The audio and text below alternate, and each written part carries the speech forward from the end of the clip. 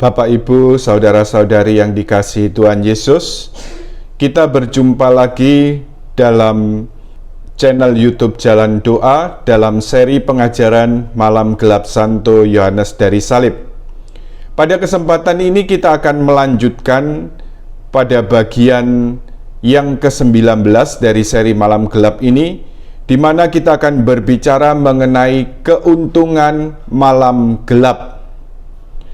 Jadi saya mengikuti terjemahan sebagai referensi, di mana kemudian dipakai istilah keuntungan, ya. Jadi dalam hal ini kalau berbicara tentang malam gelap indrawi, di mana satu langkah pemurnian yang dilakukan oleh Allah dalam bidang indrawi di dalam jiwa, maka sebenarnya kalau disebut keuntungan, mungkin pada saat jiwa ini mengalaminya, ya, di tengah kekeringan, di tengah kecemasan, kegelisahan, apakah dia sungguh-sungguh berkenan pada Allah, apakah kemudian juga sungguh-sungguh menyenangkan Tuhan atau tidak, lalu kemudian juga di tengah segala, ya, rasa hambar, rasa tidak berdaya, juga baik dalam hal-hal jasmani dan juga dalam hal-hal rohani, maka boleh dikatakan jiwa sama sekali tidak merasa untung, ya. Jadi dia tidak dapat melihat, dia tidak dapat mendapat kesan tentang keuntungan itu, ya. Dalam hal ini seperti yang dinyatakan oleh Santo Yohanes Salib ini, yaitu dalam Malam Gelap buku pertama bab 12 artikel yang pertama. Malam dan pembersihan keinginan atau kehendak ini begitu menguntungkan jiwa karena menghasilkan banyak hal baik dan keuntungan besar, walaupun jiwa mendapat kesan seperti kehilangan dan semua seolah-olah diambil daripadanya. Nah, tetapi inilah sebenarnya bahwa apa yang dikerjakan Allah melampaui pemikiran manusia, ya. Pada saat jiwa merasa kehilangan segala kesenangan, penghiburan rohani, kehilangan juga kemampuan daya-daya batinnya, di mana sudah tidak mampu lagi bermeditasi ataupun juga melakukan doa-doa renungan, ya, dia sudah tidak mampu lagi. Tetapi kemudian ketika dia merasa seolah-olah kehilangan ini, tetapi sebenarnya di sini satu rahmat yang sedang dikerjakan oleh Tuhan dalam jiwanya, ya, dalam dirinya. Ya, justru Allah menarik lebih dalam untuk masuk dalam pengenalan dan cinta akan Allah.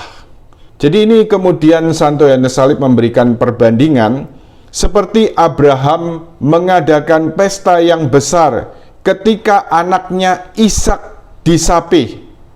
Bandingkan dari kitab Kejadian bab 21 ayat 8, demikian juga surga bersuka cita karena Allah melepaskan jiwa dari kain balutnya dan menurunkan dari lengannya, agar jiwa berdiri di kakinya sendiri dan menyapinya, mengambil darinya makanan manis untuk anak-anak dan memberikan makan roti dengan kulit kerasnya.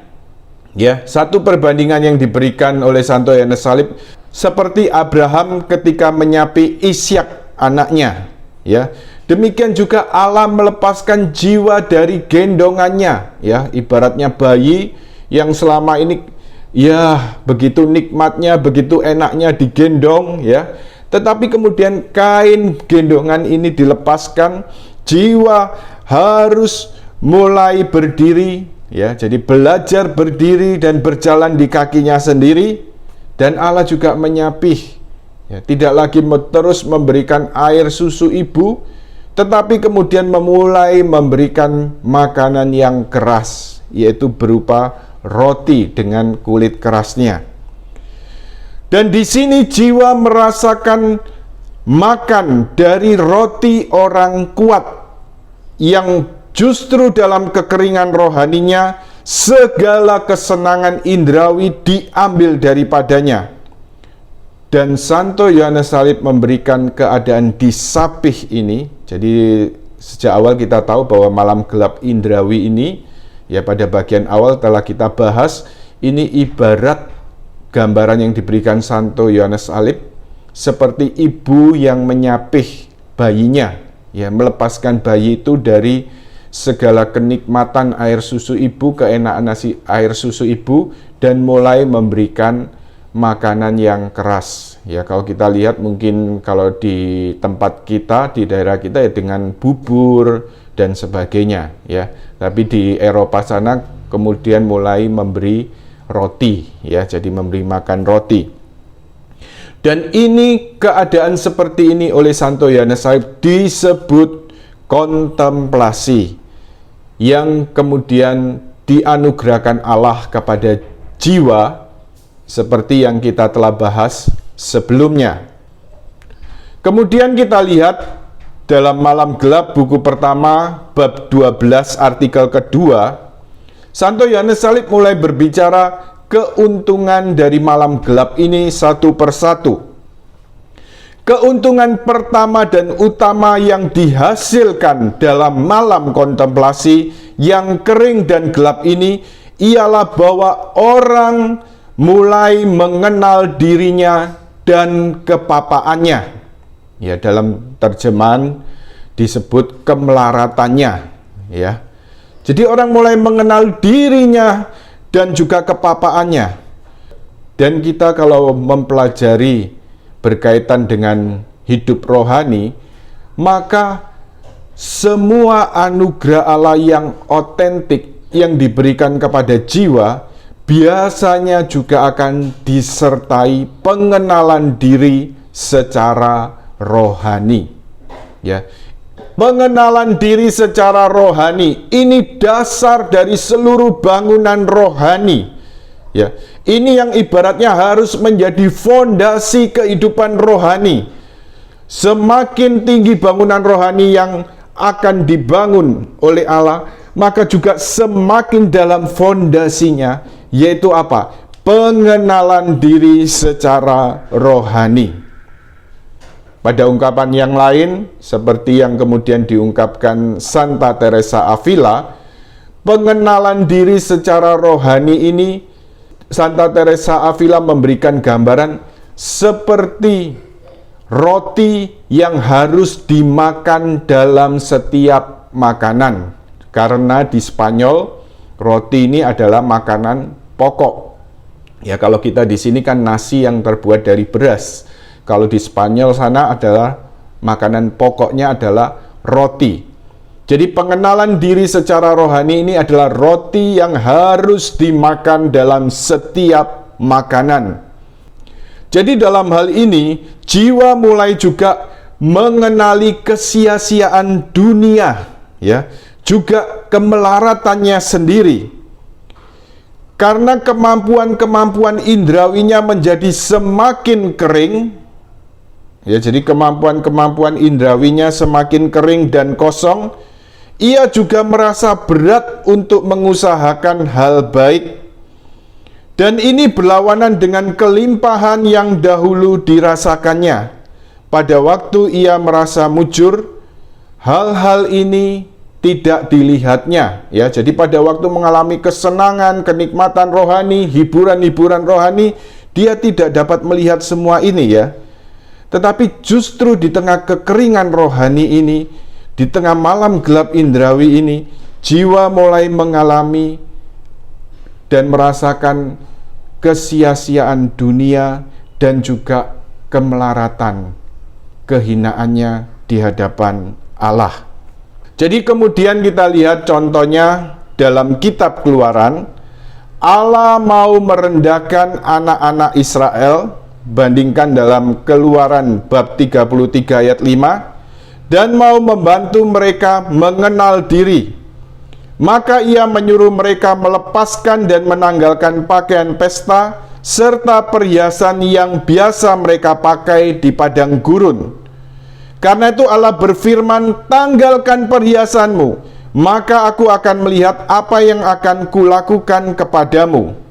Dari kitab Keluaran bab 33 ayat 5c. Di sini jiwa diajak untuk mulai mengenal siapa sesungguhnya dirinya yang sebenarnya dan mulai mengenal kepapaan dan kehinaannya yang sesungguhnya yang dahulu tidak dilihatnya. Jadi malam gelap indrawi ini intinya pertama-tama keuntungan yang diberikan Tuhan pada jiwa yaitu apa? Jiwa mulai mengenal dirinya secara benar di hadapan Allah. Sebagaimana sabda Tuhan Yesus dalam Injil, dalam khotbah di bukit, atau kemudian dalam sabda bahagia, berbahagialah mereka yang miskin di hadapan Allah, karena mereka ialah empunya kerajaan surga.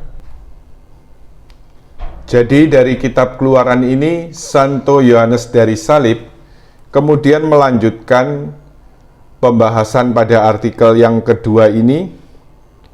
Jadi seperti Israel yang berkeliling seperti pada saat pesta dengan baju pesta, dengan perhiasan-perhiasan itu, lalu kemudian ia merasa puas dan tentram sebab ia memperoleh perasaan-perasaan yang cocok dengan seleranya.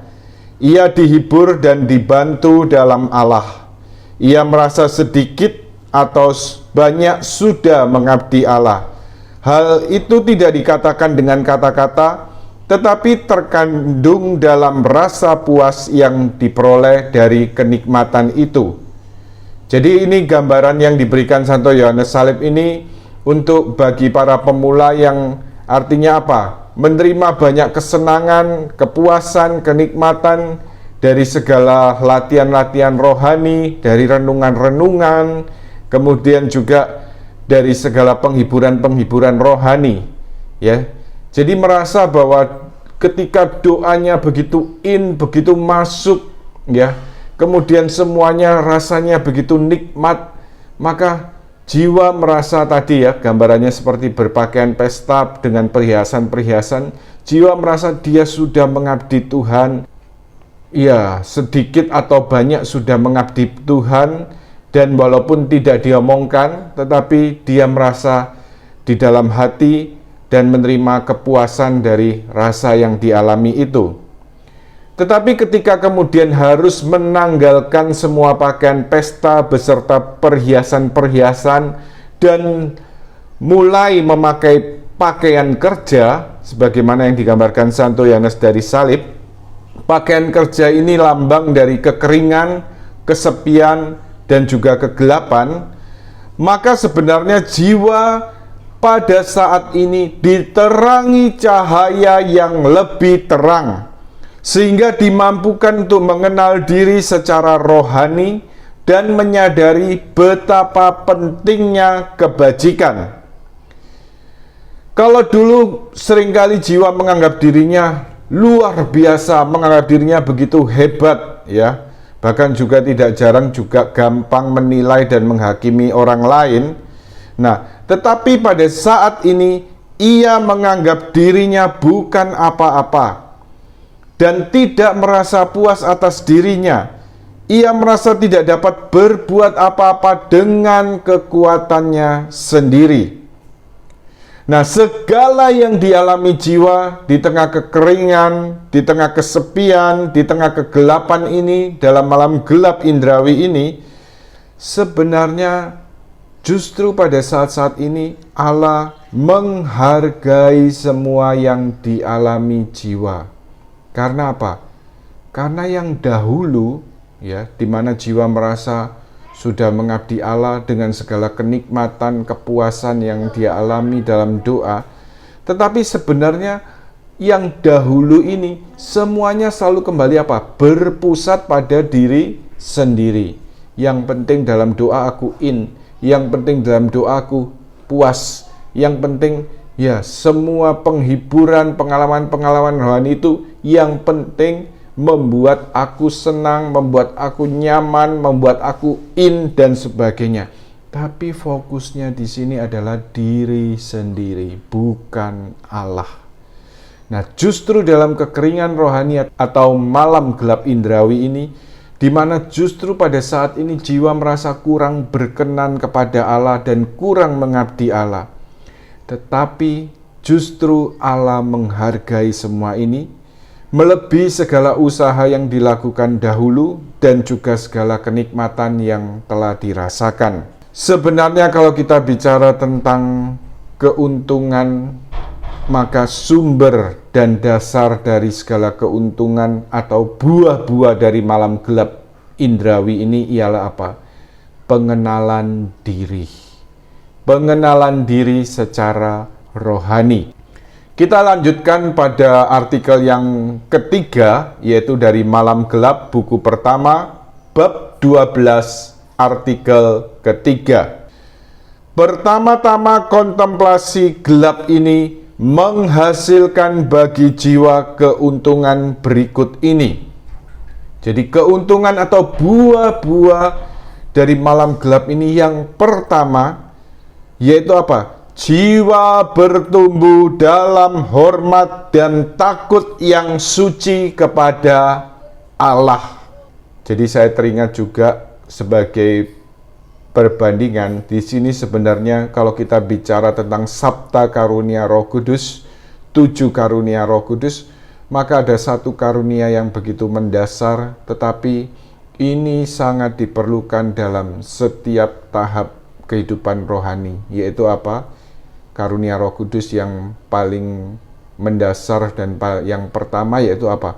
Karunia takut akan Allah.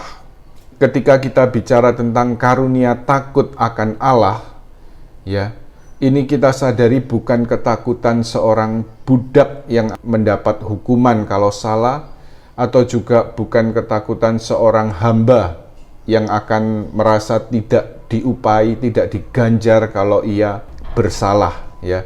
Tetapi karunia takut akan Allah ini adalah ketakutan yang suci, lahir dari takut dan hormat yang suci kepada Allah. Takut menyakiti hati Allah, takut menghina Tuhan, ya. Jadi takut menghina Tuhan, takut menyakiti, takut melukai hati Tuhan. Intinya takut akan Allah ini sebenarnya lahir dari hati yang mulai mencinta. Ya, jadi mencintai Allah.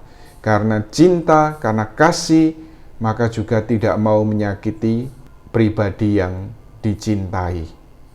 Kita lanjutkan. Jadi buah pertama dari malam gelap indrawi ini, jiwa bertumbuh dalam hormat dan takut yang suci kepada Allah. Jadi ketika banyak mengalami penghiburan dan kesenangan rohani, sikap dan keinginan jiwa menjadi terlalu bebas, kurang sopan dan kurang hormat kepada Allah. Ya. Jadi kadang-kadang ya merasa dirinya begitu penting ya, dengan segala pengalaman rohani, dengan segala penghiburan rohani, juga karunia-karunia rohani. Jadi seringkali ya ini yang muncul apa? Kesombongan rohani, menganggap diri begitu penting. Nah, tetapi setelah mengalami kekeringan rohani, setelah mengalami malam gelap indrawi ini, dengan jujur jiwa mengakui kepapaannya dan kemiskinannya di hadapan Allah. Dalam keadaan seperti ini, Allah yang Maha Kuasa sebenarnya sedang berkarya. Dia menegakkan orang yang hina dari dalam debu. Dalam bandingkan dengan kitab Mazmur, bab 113 ayat 7. Allah menegakkan orang yang hina dari dalam debu. Jadi Allah sudi datang dan menyatakan dirinya kepada jiwa sebagaimana yang dialami Nabi Musa. Bandingkan Keluaran bab 3 ayat 2-6 dan juga yang dialami oleh Ayub. Baik, kita lihat juga keuntungan lain yang menonjol sebagai hasil dari malam kekeringan rohani bagi keinginan indrawi, yaitu dari malam gelap buku pertama bab 12 artikel keempat. Jadi sebagaimana kemudian Santo Yohanes Salib menyatakan, Allah menerangi jiwa agar firman Tuhan melalui Nabi Yesaya, terangmu akan terbit dalam gelap, dapat terpenuhi. Ini dapat kita lihat dalam kitab Nabi Yesaya bab 58 ayat 10. Jadi terangmu akan terbit dalam gelap, akan terpenuhi.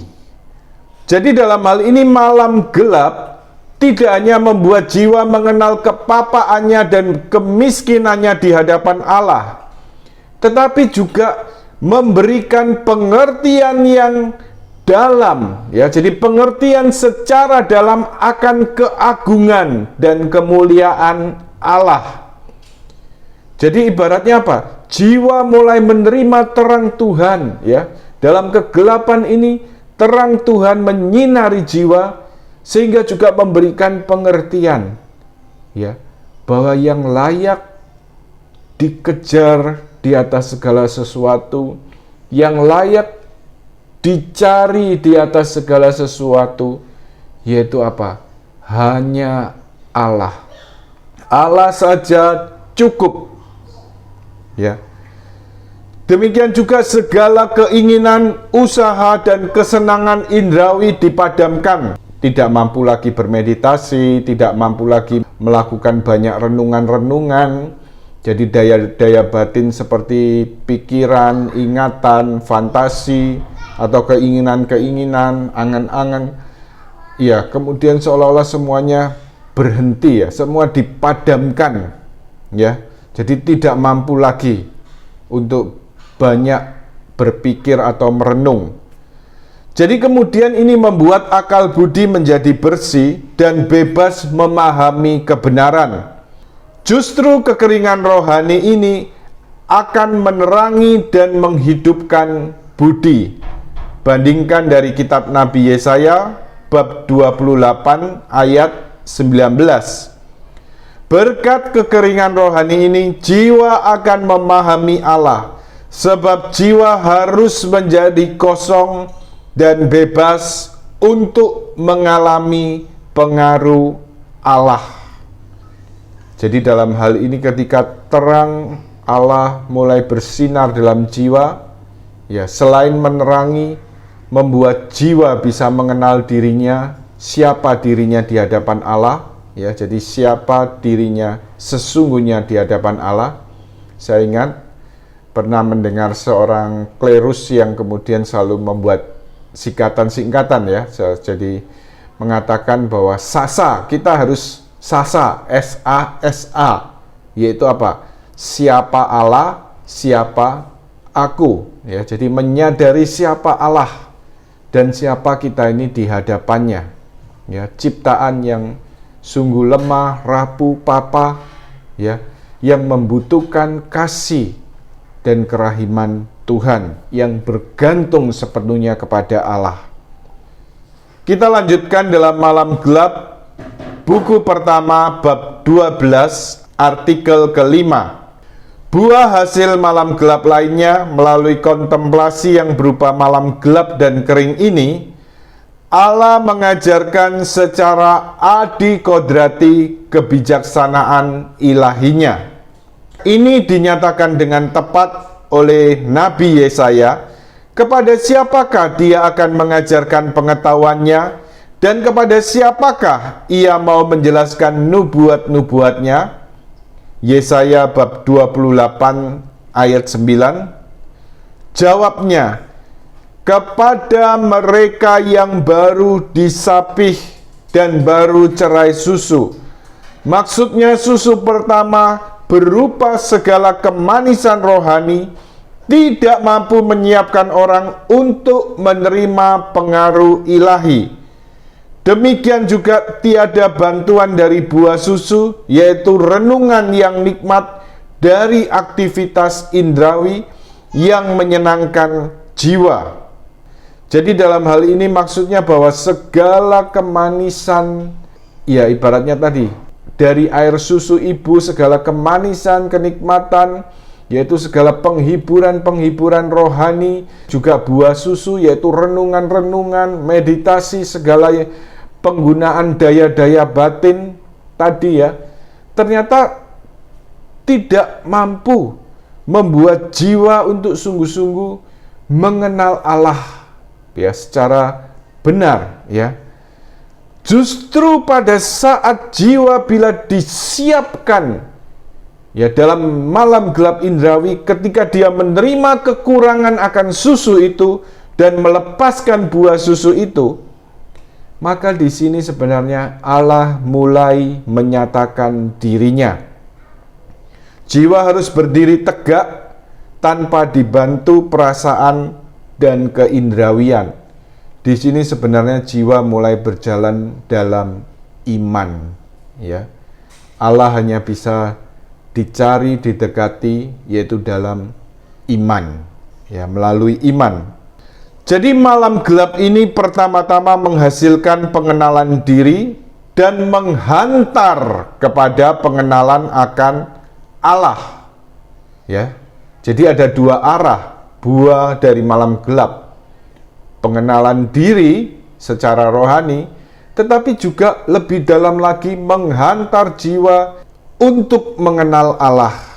Seperti yang dinyatakan Santo Agustinus, semoga aku mengenal diriku, maka aku akan mengenal dikau. Kemudian dalam malam gelap, buku pertama bab 12, artikel ke-6, Santo Yohanes Salib melanjutkan, di tanah sepi, kering dan tandus, tiada berair dan tanpa jalan, aku memandang kepada dikau untuk melihat kekuatan dan kemuliaanmu. Bandingkan dari kitab Mazmur bab 63 ayat 2-3. Apa yang dinyatakan Daud ini menyatakan buah dari kesepian dan kekeringan indrawi. Jadi buah-buah dari malam gelap indrawi yang membuat jiwa menerima terang yang lebih besar dari Allah. Betapa besar kekuatan yang dihasilkan malam ini yang membuat jiwa menerima pengetahuan yang luhur akan Allah. Tanah kering dan tandus, Daud disiapkan untuk mengenal Allah yang mulia melalui kekeringan rohani dan tanpa ada sarana indrawi yang dapat membantunya. Jadi sebagai perbandingan, Santo Yohanes Salib menjelaskan dari kitab Mazmur ini, dari apa yang dialami Daud. Lalu tanah tanpa jalan, Daud disiapkan untuk mengenal Allah dalam ketidakmampuan memusatkan pikirannya kepada Allah dan tidak dapat merenungkan Allah melalui gagasan dan fantasinya. Maka malam gelap dengan kekeringan dan kekosongannya itulah yang menjadi sarana yang tepat untuk dapat mengenal Allah dan mengenal dirinya secara benar. Memang sekarang belum sampai kepada kepenuhan dan kelimpahan roh yang menjadi buah dari malam kedua, yaitu malam gelap roh. Sebab pengenalan sekarang ini dapat dianggap sebagai permulaan pengenalan yang penuh itu. Jadi kalau kita berbicara tentang malam gelap indrawi ini satu permulaan bagaimana Allah memproses jiwa, Allah memurnikan jiwa, ya, di mana jiwa mulai mengenal dirinya secara benar dalam pandangan Allah, dalam terang Allah, tetapi jiwa juga mulai mengenal Allah. Allah mulai menyatakan dirinya, ya. Tetapi harus diingat, ini baru permulaan, ya. Pada saatnya nanti, yaitu pada malam kedua, yaitu malam gelap roh, ya. Justru disinilah pemurnian yang lebih dahsyat, tetapi sebenarnya Allah menyatakan dirinya sampai pada kepenuhan dan kelimpahan roh. Dan Allah menganugerahkan ini kepada jiwa yang berani dan mampu untuk berharap kepadanya. Ya, sebagaimana yang juga diungkapkan Santo Yohanes dari Salib. Kita lanjutkan malam gelap buku pertama bab 12 artikel ke-7. Dari kekeringan dan kekosongan yang dialami pada malam gelap indrawi ini, jiwa juga menimba kerendahan hati rohani. Keutamaan kerendahan hati rohani ini berlawanan sama sekali dengan cacat celah pertama yang telah kita bahas pada kesempatan sebelumnya. Ya, jadi sebelum membahas dan masuk dalam kontemplasi dalam malam gelap indrawi, Santo Yohanes Salib telah kita lihat pada bagian-bagian sebelumnya telah menunjukkan tentang ketujuh dosa pokok ya yang menjadi kelemahan para pemula, yaitu ada kesombongan rohani, ada kekikiran dan ketamaan rohani, ada kerakusan rohani dan sebagainya. Ya. Jadi kerendahan hati ini berlawanan dengan kesombongan rohani. Karena kerendahan hati yang diperoleh berkat pengenalan diri tadi, maka jiwa dibersihkan dari segala kekurangan yang dimiliki dalam cacat celah kesombongan. Ya, jadi karena pengenalan diri secara rohani yang diterima oleh jiwa, di mana Allah telah menerangi jiwa, nah kemudian melahirkan kerendahan hati. Ya, dari kerendahan hati ini juga satu kebajikan yang dapat membersihkan, dapat mengikis kesombongan itu, ya, secara perlahan-lahan, secara bertahap. Jadi kalau dahulu jiwa karena kesombongan rohani, jiwa selalu merasa lebih maju atau melampaui orang lain. Tetapi sekarang jiwa melihat dirinya yang kering, papa dan miskin. Ia dapat melihat dengan jelas bahwa orang lain lebih baik daripada dirinya sendiri. Jadi dalam hal ini memang karena kesombongan, satu kecenderungan untuk mudah menilai, mudah menghakimi, ya, menganggap diri lebih baik, lebih hebat, lebih suci, lebih maju daripada orang lain. Tetapi justru setelah menerima terang Tuhan dalam malam gelap indrawi ini, maka jiwa mulai menyadari siapa dirinya di hadapan Allah, segala kemiskinan dan kepapaannya di hadapan Allah. Dia juga tidak berani lagi menilai dan menghakimi orang lain. Dia menganggap bahwa orang lain lebih baik, lebih maju daripada dirinya. Nah, kita lanjutkan malam gelap buku pertama bab 12 artikel ke-8 dan juga artikel ke-9. Jadi sebenarnya justru dari kekeringan rohani atau malam gelap indrawi ini, disinilah tumbuh cinta kasih kepada sesama. Sekarang jiwa menghargai mereka. Ia tidak cepat menghakimi dan menghukum mereka seperti dulu. Sekarang jiwa menyadari kepapaannya dan tidak lagi sibuk mencela orang lain. Jadi saya teringat, jadi ketika melihat pada awal-awal begitu bersemangat, lalu kemudian begitu menggebu-gebu, ya saya tidak habis pikir ketika melihat sesama itu kemudian menjadi lemah, bahkan kemudian mundur, ya, bahkan seolah-olah saya, ya waktu itu kalau saya ingat saya coba untuk mendekati, saya coba untuk menasehati, ya pokoknya, ya istilahnya, ya ciri-ciri yang telah kita bahas sebelum waktu itu ya, yaitu berkaitan tentang kesombongan rohani ini. Tetapi kemudian setelah menghadapi realitas perjuangan rohani dan juga mulai mengalami kekeringan rohani, kemudian mulai sadar, ya, saya bukan apa-apa, ya, saya tidak berdaya, ya, saya juga sama dengan mereka, ya, bahkan di tempat yang sama saya juga tidak lebih baik, ya, ketika melihat kelemahan, kejatuhan sesama, Kalau dulu cepat menghakimi, cepat menilai, tetapi kemudian setelah itu menyadari bahwa saya tidak lebih baik.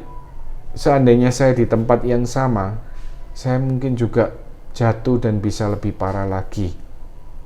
Saya ingat apa yang dinyatakan sabda Tuhan dalam kitab suci, siapa yang merasa dirinya tegak berdiri, hendaknya dia waspada. Ya. Jadi benar-benar kita juga perlu menyadari bahwa sesungguhnya kita ini bukan apa-apa di hadapan Allah, dan kita sungguh-sungguh tergantung sepenuhnya pada cinta kasih dan belas kasihan dari Allah yang Maha Rahim. Baik, kita lanjutkan. Kemudian Santo Yohanes Salib lebih lanjut mengutip dari kitab Mazmur bab 39 ayat 3, apa yang dinyatakan oleh Daud. Aku keluh, aku diam, aku membisu, aku jauh dari hal yang baik, tetapi penderitaanku semakin berat. Jadi ketika Daud mengalami malam ini, ia merasa bahwa segala yang baik sudah hilang dari jiwanya.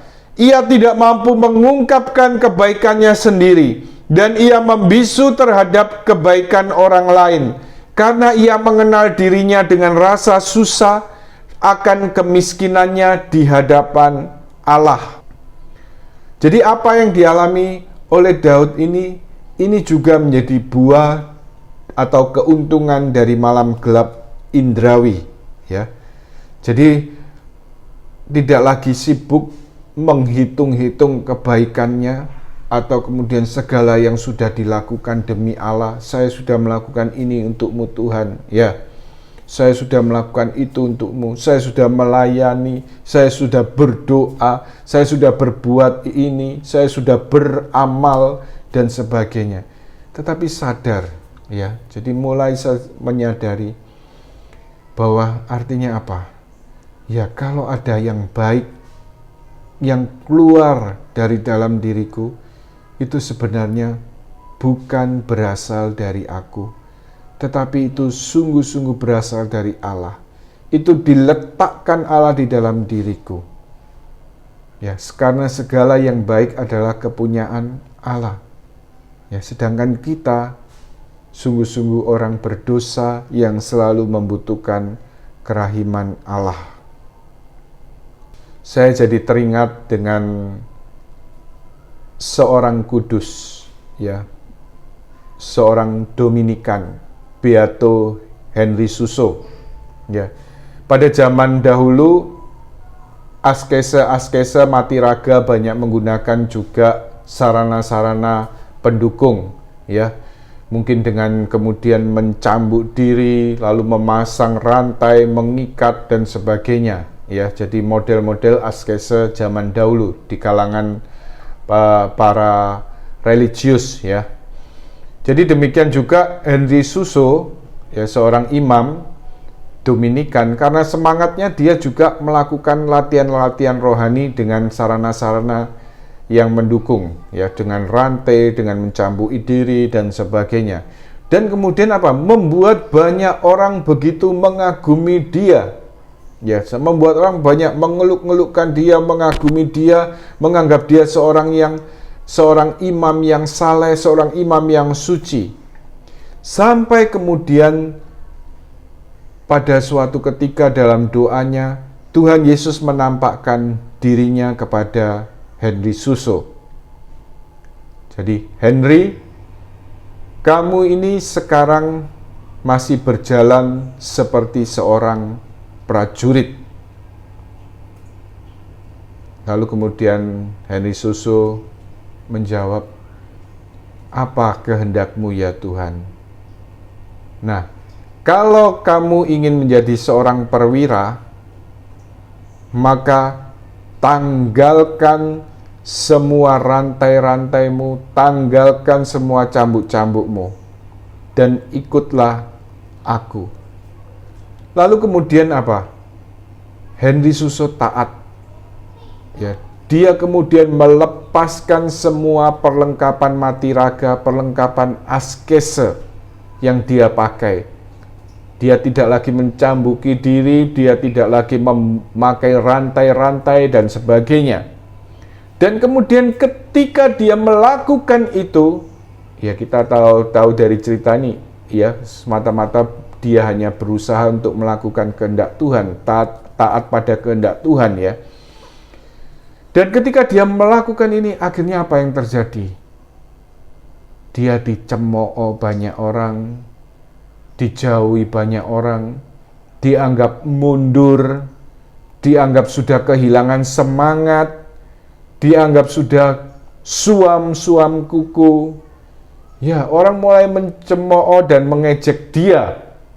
Ya, baik mungkin ya kadang-kadang mungkin tidak mengatakan langsung, mungkin bisik-bisik dan sebagainya. Ya, ketika dia lewat biasanya mengeluk-ngelukkan, tapi sekarang dengan bisik-bisik mencibir, dia ini mundur, dia ini kehilangan semangat, dia bukan orang suci lagi dan sebagainya dan sebagainya. Tetapi justru sebenarnya apa? Ketika dia taat, Henry Suso ini taat untuk mengikuti apa yang dikehendaki Tuhan, dari segala kebanggaan yang boleh dia lakukan dengan mencambui diri, dengan melakukan mati raga, puasa yang keras, lalu kemudian melakukan mati raga dengan rantai, mengikat diri, menyiksa diri. Ya, ketika dia kemudian menanggalkan semua ini, motivasinya hanya apa? Mau patuh dan taat pada kehendak Allah. Dan sebenarnya di sini Allah membawa masuk dia lebih dalam. Justru pada saat-saat ini ketika dia dicemooh, ketika dia dipergunjingkan, ketika dia dianggap bukan apa-apa, di sini dia sedang mengalami mati raga batin. Ya. Dia belajar menerima itu dalam perjuangan, ya tentu ada pergumulan, ada perjuangan secara batin, tapi dia belajar menerima itu semua demi cinta kepada Tuhan. Dan dari sinilah justru akhirnya dia dibawa dalam kesucian yang sesungguhnya, kesucian yang dalam.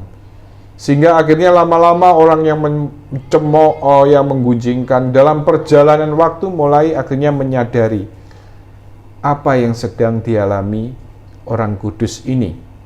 Sehingga kemudian ya akhirnya mereka juga menerima orang kudus ini. Ya, bahkan kemudian ya dalam proses selanjutnya setelah meninggal dan sebagainya kan kemudian digelarkan kudus ya, menjadi seorang Beato Henry Suso. Jadi demikian juga ketika orang diproses dalam malam gelap indrawi ini, orang juga menjadi taat dan patuh di jalan rohani. Karena melihat dirinya begitu papa dan miskin, maka dia belajar mendengarkan dan rindu mendapatkan bimbingan rohani yang dapat mengarahkan dia pada jalan yang dikehendaki Allah. Hilanglah rasa sombong yang dahulu memenuhinya ketika masih dalam kelimpahan. Jadi ketika masih dalam kelimpahan kesenangan dan penghiburan rohani. Ya, kita ingat dalam pembahasan tentang kesombongan rohani, bahkan ketika menerima bimbingan rohani, nasihat rohani dari pembimbing rohaninya atau imam atau bapak pengakuannya, kalau tidak sesuai dengan seleranya, ya dia sungguh-sungguh artinya apa? Tidak bisa menerima ya dalam kesombongan rohani itu ya. Bahkan kemudian mengacukan, hanya mencari hal-hal bimbingan yang bisa menyenangkan hatinya, menyenangkan telinganya dalam hal ini ya. Tetapi justru setelah diproses melalui malam gelap indrawi ini, dia mulai belajar menjadi taat dan patuh untuk juga terbuka menerima bimbingan rohani dari sesamanya, dari orang lain ya, entah itu pembimbing rohani atau juga bapak pengakuan. Akhirnya sebenarnya melalui malam gelap indrawi ini, pertama-tama juga kita lihat bagaimana melalui jalan ini Tuhan juga mau mengikis dan membersihkan cacat celah yang pertama, yaitu kesombongan rohani. Berikut nanti akan kita bahas bagaimana kemudian malam gelap indrawi ini juga justru melalui kekeringan rohani ini Tuhan juga mengikis dan membersihkan jiwa dari kelemahan-kelemahan yang lain. Kemuliaan kepada Bapa dan Putra dan Roh Kudus, seperti pada permulaan, sekarang, selalu, dan sepanjang segala abad. Amin. Dalam nama Bapa dan Putra dan Roh Kudus. Amin. Tuhan memberkati.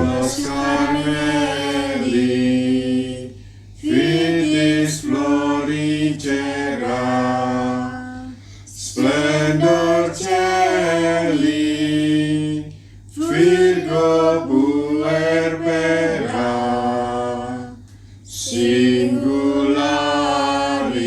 Singularis, Mater Mitis, Sefilin Nesia, Carmelitis, Esto propicia,